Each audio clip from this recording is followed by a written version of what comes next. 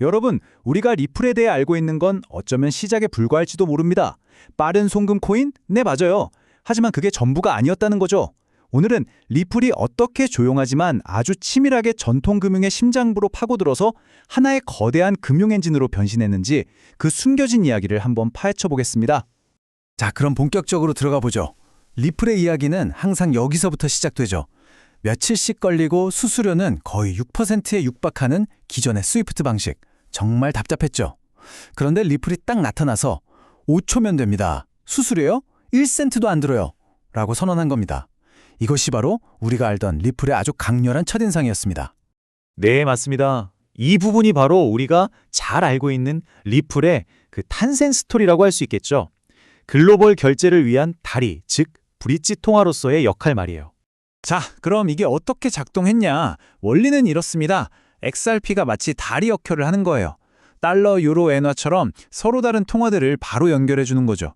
이게 왜 중요하냐면 예전에는 은행들이 해외에 노스트로 계좌라고 해서 엄청난 돈을 미리 묶어둬야 했거든요. 리플은 바로 그럴 필요가 없게 만든 겁니다. 훨씬 싸고 훨씬 빠르게요. 당연히 주 타겟은 은행이나 금융기관들이었고요. 하지만 바로 여기서부터 이야기가 완전히 다른 방향으로 흘러가기 시작합니다.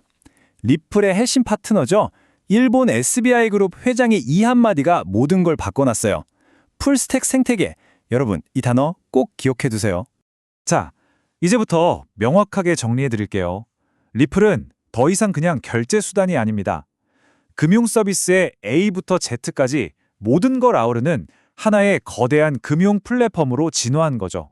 그렇다면 풀스택이란 게 구체적으로 뭘까요? 리플이 한 걸 보면 진짜 똑똑하게 레고 블록 조립하듯이 하나씩 자기들만의 제국을 만들었어요. 먼저 메타코를 인수해서 자산을 안전하게 보관하는 금고를 만들고 지트레저리를 데려와서 기업 자금을 관리하는 재무팀을 꾸렸죠. 그리고 스탠다드 커스터디를 인수해서는 현실 세계의 자산들을 블록체인 위로 올리는 토큰화 기술까지 손에 넣었습니다. 기존에 그 강력했던 결제 기능 위에 이 모든 층을 차곡차곡 쌓아 올린 거예요. 그러니까 이제 기관들 입장에서는 다른 데 갈 필요가 없는 거죠. 리플 하나로 모든 게 해결되는 말 그대로 원스톱샵이 된 셈입니다. 말은 그럴듯한데 그래서 진짜 그렇게 되고 있냐? 궁금하시죠? 지금부터는 이 새로운 풀스택이라는 정체성이 어떻게 현실에서 증명되고 있는지 구체적인 숫자와 증거들로 한번 들여다보겠습니다. 우선 직접 리플 기술을 쓰는 곳들부터 볼까요? 300개가 넘습니다. 이게 무슨 말이냐면 전 세계에 꽤 이름 있는 은행과 금융기관들이 이미 리플렛을 사용해서 국경간 송금을 하고 있다는 뜻이에요.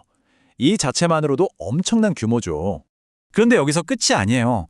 이게 정말 놀라운 부분인데 리플의 파트너사인 튜네스가 기존의 스위프트 네트워크랑 연결이 된 겁니다. 그 결과가 뭔지 아세요? 리플이 간접적으로 무료 전 세계 11,000개 은행과 연결된 거예요.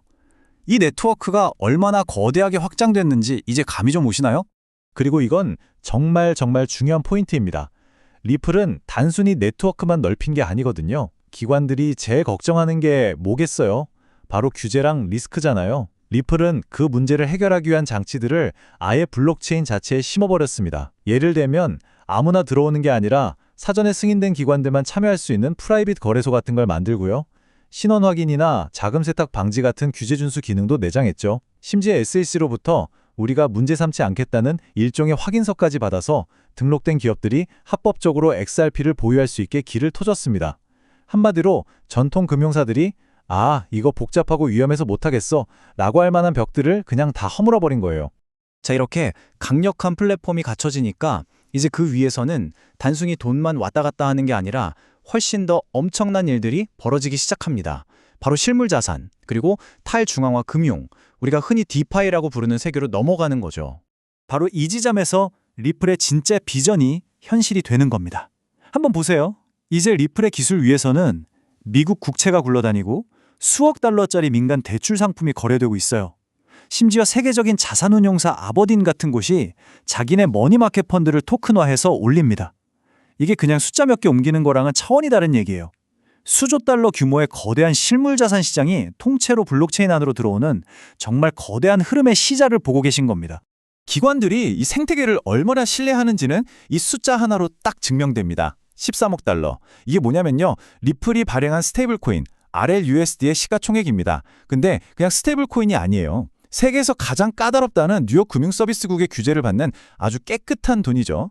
이런 코인이 출시 1년도 안 돼서 시총 13억 달러를 찍었다는 건 규제 안에서 움직여야만 하는 기관들이 얼마나 이 시스템을 믿고 돈을 넣고 있는지 보여주는 가장 확실한 증거 아닐까요? 그리고 최근에 리플은 한 걸음 더 나아갔습니다. 2025년 10월에 FXIP 프로토콜이라는 걸 내놨는데요. 이게 뭐냐면 이제 XRP를 가진 사람들이 이걸 그냥 들고만 있는 게 아니라 은행에 예금하듯이 유동성 풀에 맡기고 이자를 받을 수 있게 된 겁니다. XRP가 단순히 주고받는 결제 수단을 넘어서 스스로 돈을 버는 말 그대로 일하는 자산으로 진화했다는 뜻이죠.